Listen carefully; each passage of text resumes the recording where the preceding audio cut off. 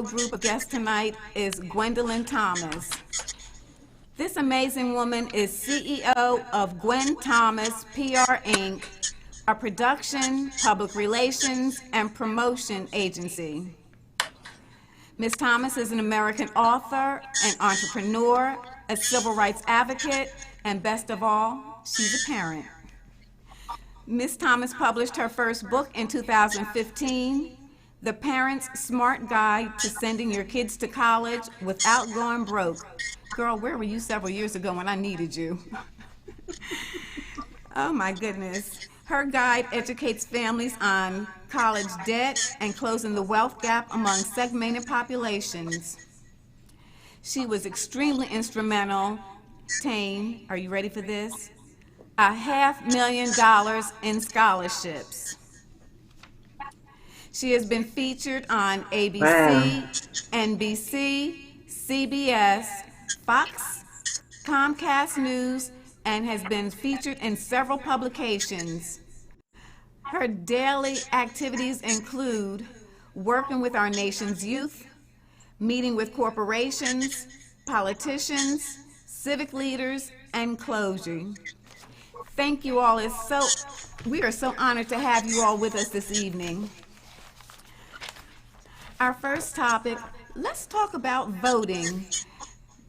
Since we did vote a few days ago, I need to know everyone's view on that. And for the future, as far as mail-in votes, using your smartphones, or voting online, because we all know this can definitely produce inaccurate final counting results, lost ballots, discrepancies, and actually no one receiving the votes. So how do you all feel on that? Can we start with, sounds like your communication is buffering in and out as well, like our communication isn't well.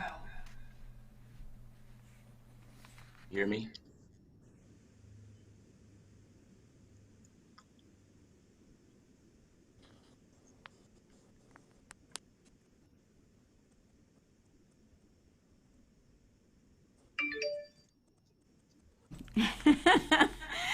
Ms. Thomas, can you hear me? I can hear you just fine. Great. What are your thoughts and ideas on this concerning voting? Everybody to get out and vote wherever part of the country you're in. This election is probably the most important election of my lifetime. As far as the different methods of voting, we need to utilize as many as possible because we know that there will be some shenanigans, if you will, about voting. So every way possible, from electronic voting to mail-in voting to telephone voting, I think we need to implement them all because there are going to be some challenges with the voting process in various parts of the country. It still goes on through November. It's going to be a hot mess. Aaron, do you have any thoughts? My biggest convenience would probably be a lot of people or individuals trying to sway votes a certain way. Probably the electronic, I think the way we do it the old way is simply the best way to do it. Mail-in votes, like you say, will be probably lost. Electronically, there can be some shenanigans with that also. So I prefer to do it the old-fashioned way, and we do our own voting. Absolutely. Nicholas, can we hear you yet? Are you on? Yes, can you all hear me? Absolutely. What are your thoughts concerning the new rulings for votings that they're trying to implement? I think they're necessary. I think they are. I'm a little bit of a conspiracy theorist of because I've been entertaining a lot of theories. I think it's a plot because even it the head of that too. When it was time to vote, people wouldn't get out and vote because we would be under quarantine and lockdown. Therefore, uh, making him president for another 4 years. But Well, I do believe in voting. However, I would do mail-in voting because of the pandemic. But then too, they tampered. Um, things are tampered with so much it makes you not trust any of some of the system. But you cannot not vote. But I agree, and I definitely see this form of voting going to be an extremely hazardous Gene. undertaking. Chioma, what are your thoughts? Okay, she's still having audio difficulties. Let's move on. With the current pandemic opening businesses and people returning to work, I honestly, my own opinion, I don't think that 2 or 3 months is enough to hazard a guess the pandemic is under control. While everyone is under the financial crush, there still needs to be more forthcoming people working on this a lot harder before we rush back and open a lot of the public areas.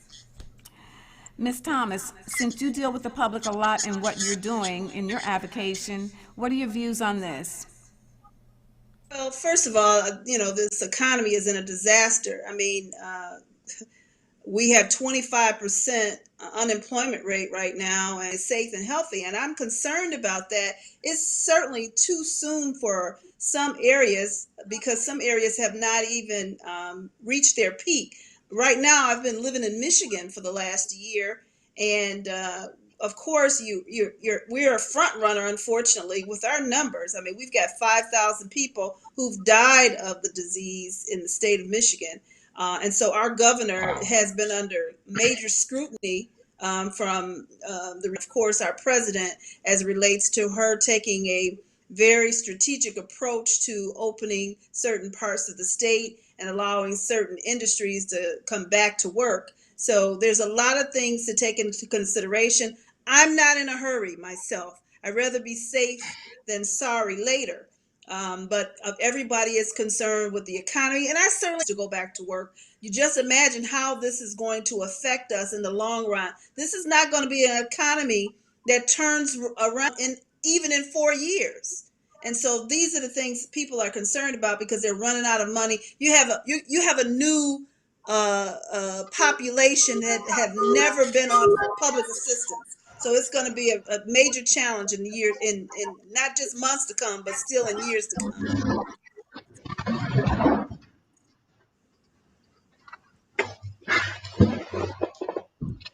With I that, because agree. is that because most people are not taking the precautions as far as wearing face masks or gloves and communing too many people in public at one time? Why are your numbers so high?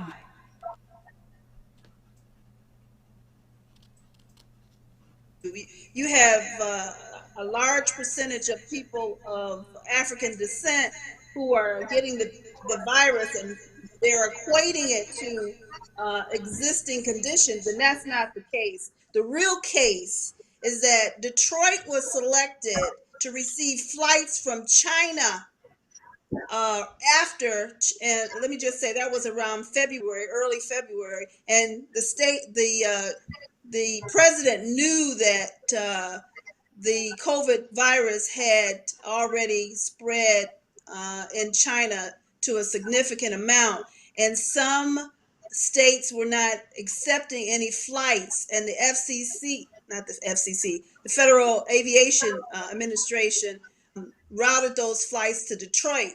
So Detroit and Washington, the state of Washington, were the only two states that received those flights. And so that's why we have a large percentage of people that have been affected by COVID. We were exposed to the virus first in the United States: New York, um, Washington State, and Detroit. So they don't talk.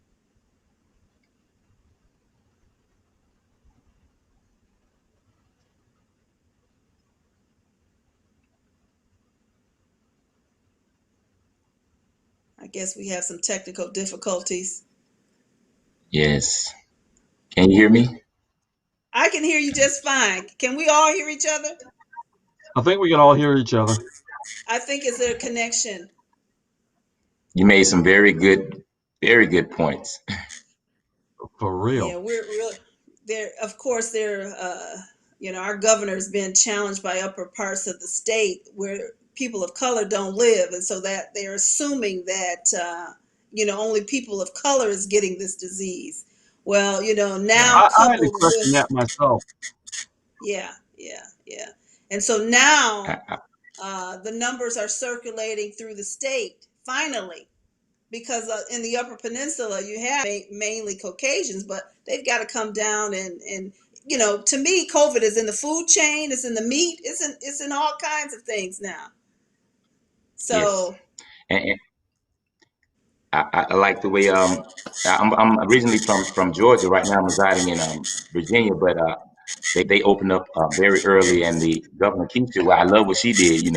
I love her. She was like, you know, I know they opened up the state, but I advise you to stay home because I understand the economy and that it's a terrible thing that's going on with the economy. And like you said, we're going to suffer from it for a long time. But it's very important. You have so many people of coming that we have no idea of, you know, combat really, because people are getting it and then recovering and then getting it again, or getting tested positive again and getting re-sick. I've read on. Bit of I used to do in I'm a bit of a Africa. conspiracy theorist Wait, I'm myself. sorry. I believe a lot of this is fake. I believe that there are some doctors that are getting paid off for this, and I've looked at several videos of individuals who have a lot of background, and some have been as much as 30 years, and they're come out and saying that some of the doctors are actually being paid to say someone died from COVID-19. Wow. There have been some incidents and some videos that I've seen where people have lost their job because they have come up and actually admitted what was going on inside their hospital. And one woman even said she was actually fired because she admitted to someone else that some of the ventilators were actually what was causing some of these people to die. And so I'm curious myself about the numbers themselves. Are how accurate are they really? I mean, and I think we have no real way of knowing how accurate these numbers are. I think that these people who are, well, basically what we call them is whistleblowers. And I mean, these people are going out on a limb and saying, this is actually true. And my thing is, anybody who's risking their entire career to come out and say that something is not right, I have to give them some kind of credit as far as what they're saying. And what do you guys think about that?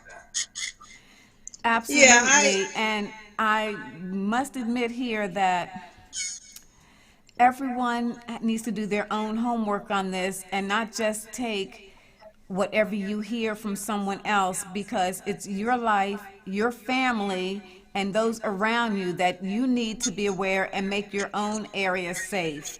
And do what you need to do to keep those people in your lives safe, because too many people, and especially African Americans, are dying of this because they're not getting the proper care or going in to have this eradicated from their area. How do you all feel about different groups showing up on the government and demanding that the state be reopened? Do you think that that played a large percentage in the governors deciding to open the various states? What about here in Virginia? How do you feel about that? I think anytime somebody shows up on your doorstep, and when it's a large amount of people, that has to be pretty scary. And there's nothing you can do about it. Even if you were to pull out some weapon, you've only got so many chances to use it before you get overtaken. So I don't know. I believe that it does have some kind of effect on the decisions that are made. But I also believe that the politicians and the governors and the people that are starting to lose money in their businesses may be putting pressure on those individuals too. So, I mean, there's certain governors, there's certain positions that politicians take, and they're saying that, hey, if you get in office, I will give you so much money to vote in this direction. So these people that are in office right now, the politicians, they have people that they have to answer. And I think those people can actually put a lot of pressure on them and say, okay, you may not want to open up the beach over in Yorktown, but we want Virginia Beach open for the holiday, and you will do that. Gwen, do you agree Yeah, with a that? lot of these people are behind, there's Trump supporters. I just look at it from that standpoint. Chiama, we haven't heard from you yet. Is your audio still off? She's gone. Okay. Well, at this point, it looks like if we move it into the direction of economy, this has definitely been a wake-up call for everyone to know that we need to begin saving accordingly, even if it's only a few dollars from each paycheck, because we never know what emergency will show up.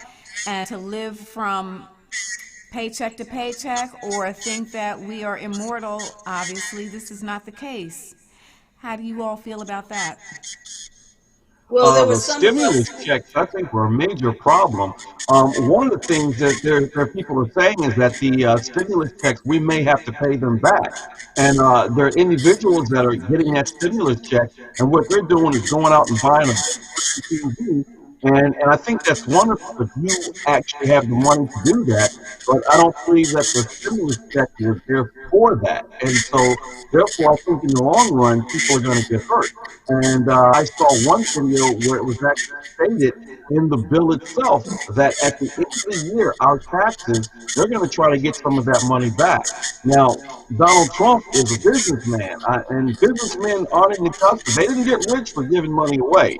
So, I mean, Businessman. I The know crook. some kind of way the government is going to get all that money back. And I believe it's actually going to be with taxes or whatever. But we're going to have to pay it back somewhere along the line. I myself have actually taken the checks and have banked them, and I'm going to try to see if I can get some interest off of them, and so I can get something out of the deal. I don't know about the rest of you guys, but that's what I'd like to do. Does anyone else want to weigh in on that? Well, I have so many comments on Tripler.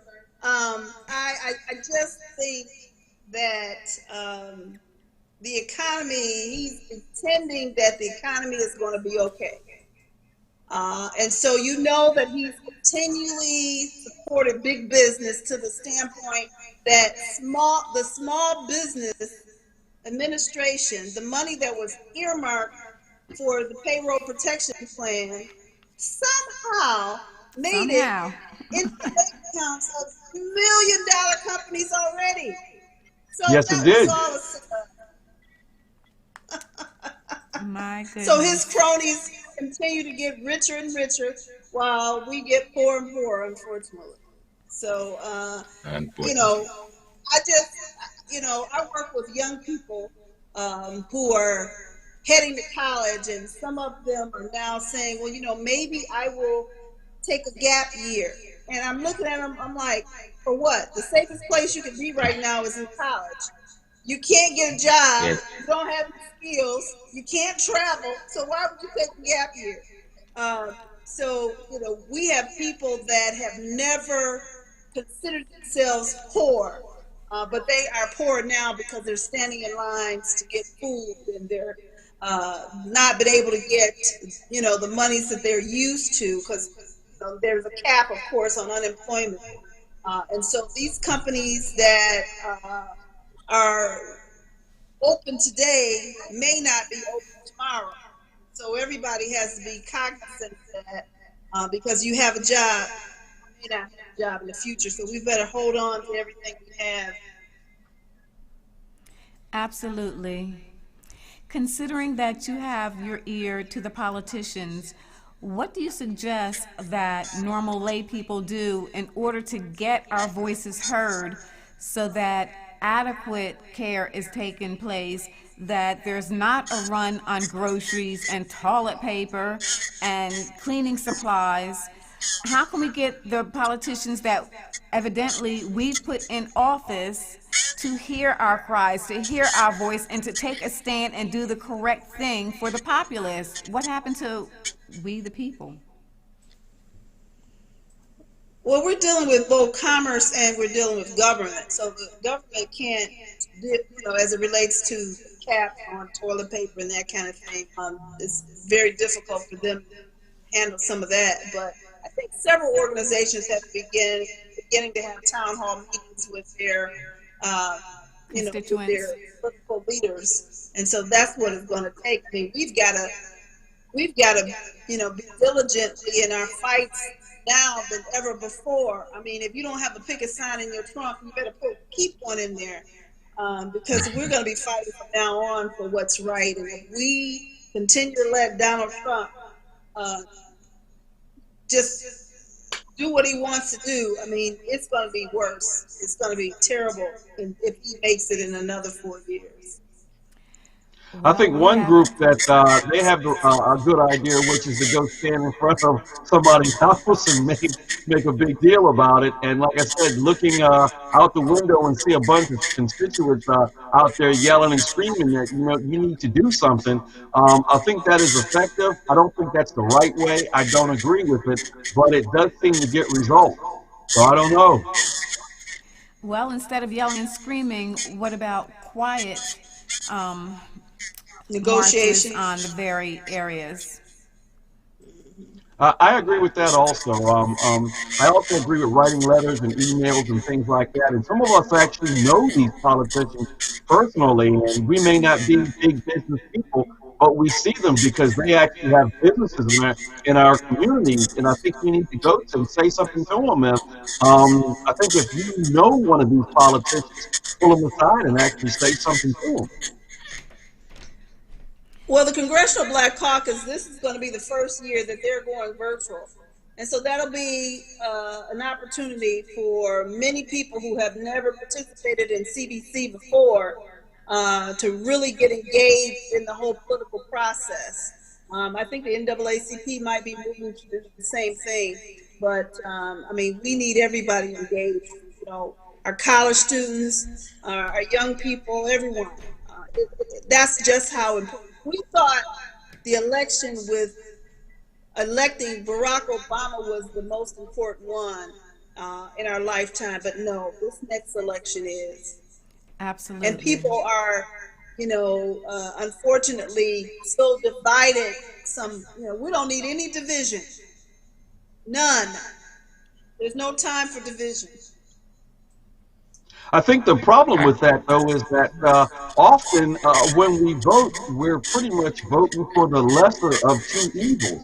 I mean, if you look at one person and you say to yourself, okay, I'm not going to vote for this guy because he is for abortion, but the other guy right here, he's okay with it. And, I mean, look what we have to work with, Donald Trump or Biden, and both of them to be well, I won't say that, but I honestly don't believe we have a whole lot to choose from right now. Yeah, you're right. But as it stands, we have the lesser of the two evils, if you want to look at it that way. So my challenge is this: we know who to vote for. We know who to vote for. We do indeed. Can I chime in, please? Yes, you may, please. Now, I think a key to change is unity, as she already said. But I think another thing, my feet hurt. Marching and having people protest, and that's nice, and that's a good demonstration of injustice or demonstrations or things like that. But I think we more so need to educate um, each other, not only on the process of voting or the not just the big elections, but the small every 2 year elections. Those are the ones that are making laws and affecting Congress, and also too need to educate ourselves on our money, and invest in ourselves, black businesses and black banks and things that are gonna help our community and help build out and grow our community. It's good Absolutely. to march and protest, but we got to make our money count and spend wisely and educate our young people on economics, if you will. Right. We've been trying to do that for many, many years. Our money I, goes right I out agree the with window. that. And let me chime in on that. I think, Yes. and just looking at it from a filmmaker's point of view, I think that a lot that would actually help us if we could get better roles in films. A lot of times when we get films and movies we go into, a lot of times you're going to see, and this is something that was brought to my attention a long time ago, is when we play a role as a black person, we usually get a good role every now and then.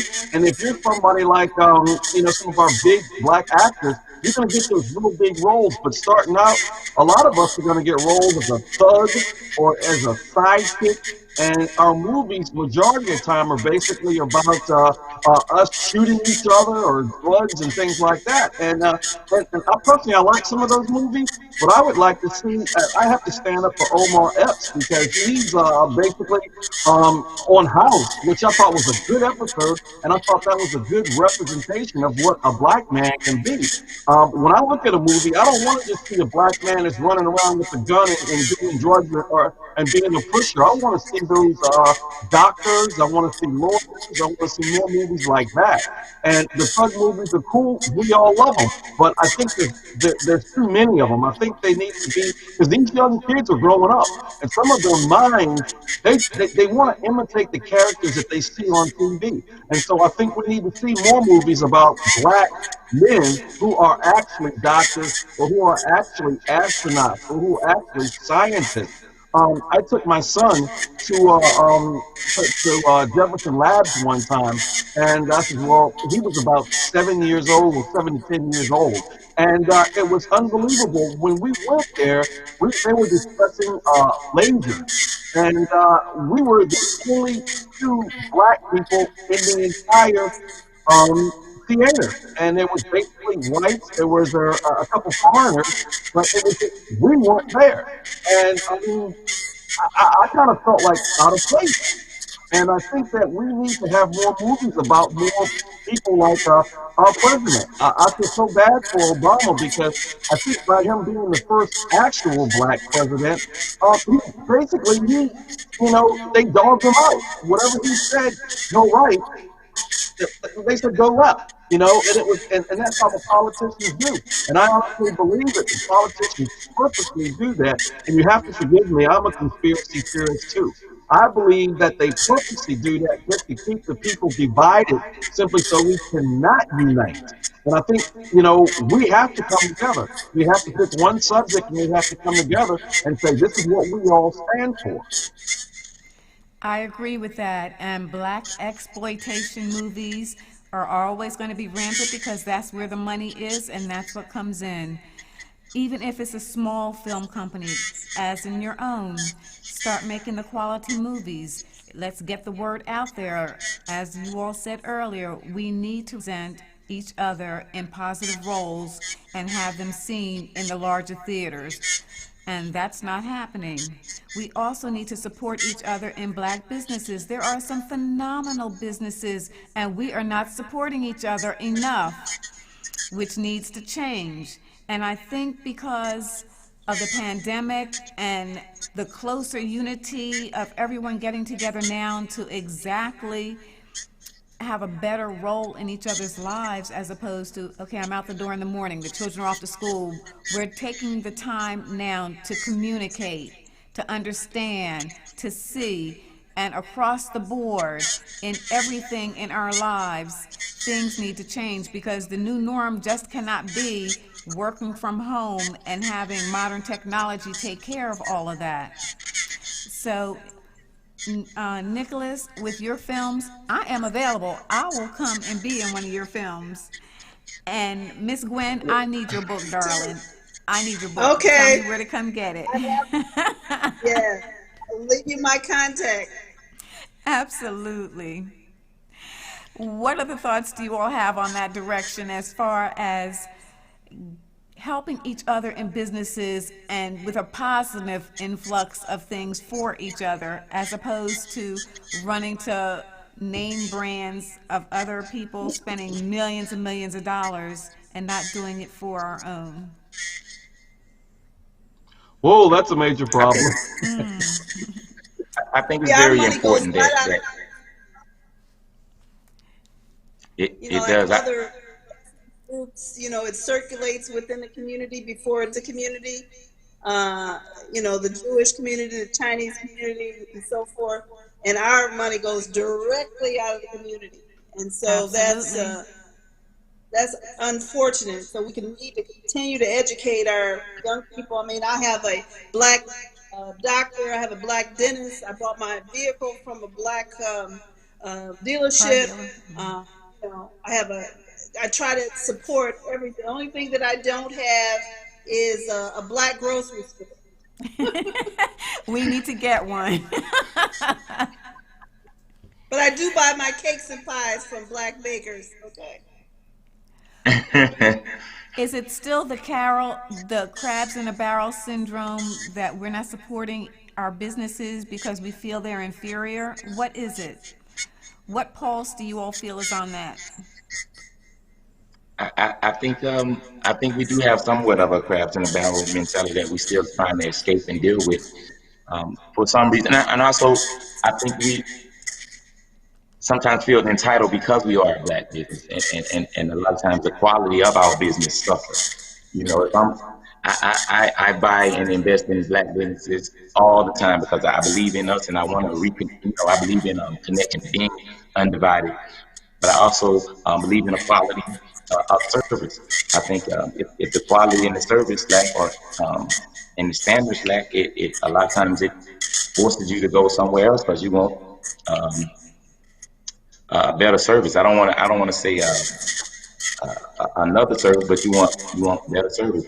I don't think we should have to demand less quality in dealing with our people. I I, agree with I, I agree that. with you there. I lived in Baltimore for about 5 years, and it seems like on every corner there was an Asian that owned that business. And you would go in there and you would get good service. Then when you went into the black businesses, which we wanted to support in our neighborhood, then they almost felt like they were doing us a favor when we came in there.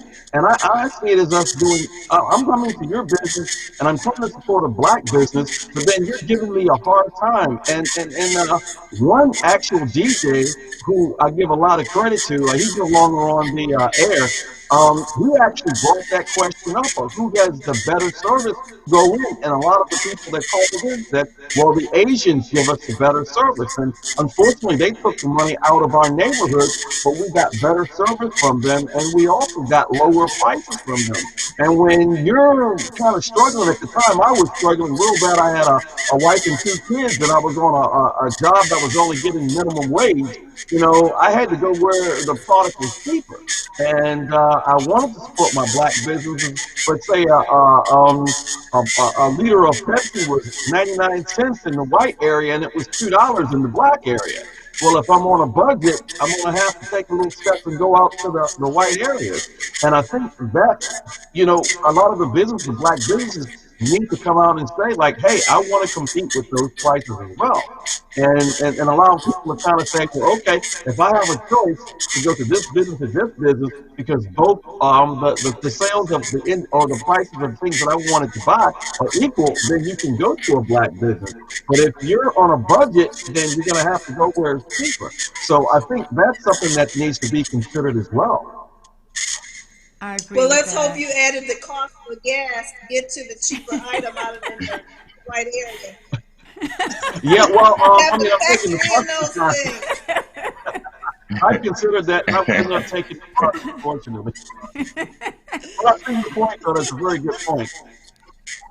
I believe it's very disheartening that we even have to address this particular incidents or these incidents because America should be whoever is doing the best job. It should not be about color. It should not be about gender. It should be about quality and everyone having the same opportunity, but we're still fighting to get to that point. And it's sad. That equality, and that's an interesting subject there.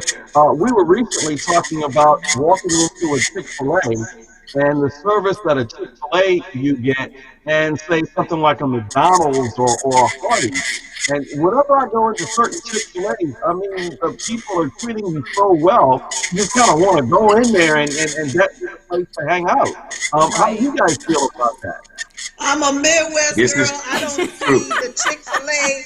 I don't get it. It's a dry chicken sandwich. I don't get Chick. I'm a Midwest girl. I lived in Virginia for a minute and I was like, okay, so what's the deal? What's the big deal in this dry chicken sandwich? So I'm sorry, that's a bad analogy. I Okay. disagree. Chick-fil-A is I'm amazing. talking more about the quality of service that when you're sitting down, it's much better than what you have to sit in. It's much better than sitting in a McDonald's and getting the service from a McDonald's or a Hardee's. Can Yeah. we agree on that? Yeah. Bringing the conversation back full circle, at this point, what can we do to educate our own people to want to support and bring the monies back to our communities? We need our own banks. We need our own libraries. We need more than just churches, barbershops, beauty shops, and liquor stores. We have to do Well, you better know than what? this. I think it can be. I think it can be done. I really do. I was on a call last night with some leaders in Black media. I mean, the Ed Gordons and some other folks. And I think that this is a great time for us to chime in on, as we change into new media. This is a good time to be having more discussion. Because a lot of times things happen and people do it quickly because they're not conscious of it. They're not conscious that they, didn't spend their money. But right now we're getting ready. We're going to be paying close attention to every dollar we spend. At least I am. Absolutely. And so I think it's a good idea that have that conversation because, you do have a population of people who don't understand the significance of circulating that dollar in the community. If you buy my book, for example, that goes into my company. It allows me to maybe hire a young person for the summer. And then it circulates and then, someone calls me and says, Miss Gwen, I need to work during the winter break, and so forth and so on. And when I get ready to print my book, I can take it to a Black printer to print my book. So it's just education. I think we can do it if we get several organizations together in a global campaign. I think we can do it. I agree, and because everyone is using social media and mass media right now with Zoom and all of the other programs that you can use to communicate, I think that we can get the word out. I think we can start spreading it. It may be slow, it may be baby steps, but you have to start somewhere. Yeah. Well, this has definitely been informative, and as far as going back to work and opening your businesses, are you all starting back this week, or are you going to wait a little while longer and see what happens after this weekend? Well, I as was an owner fortunate of to where I didn't have to stop working. I'm in a position to where I can't really talk about where I work, but I'm in a position to where I didn't have to stop working. So my income didn't change. So I was just blessed, and thank God, and I give God all the glory for this, that I really didn't suffer too much doing this, but believe me, those individuals that did suffer are in my prayers. Absolutely. Well, I have a job. um, and I believe in safety first. I'm and I really believe in safety first. I want to see what happens. I don't want to rush out. And this is me. I just want to rush out. I can afford a little bit of time. I do plays and stuff. We can wait. I'd rather them to be safe than and sorry. And oh, by the way, Miss Gwen, you my new I'm a new fan of yours. Well, wonderful. And I have talent all over the country for both of you gentlemen. Awesome. My Thank you. production company focuses on casting. Oh, very good. Yeah, We have the network. absolutely. So my production company has been at a standstill. So, one of my main clients that I work with, we haven't heard from them, so we're hoping we hear something from them soon. I'm hoping they'll say we've got to do something around COVID-19. I need 20 people here, and so I have my fingers crossed. My publishing company, my book, and my nonprofit where I work with the youth, we had several of our events canceled. We had several programs scheduled between now and August have been canceled. But in the meantime, I've reinvented myself, and we've kicked off our series of virtual workshops, as a matter of fact, today, and working with our high school students. For those that are going to college in the next 12 to 24 months, that was our focus.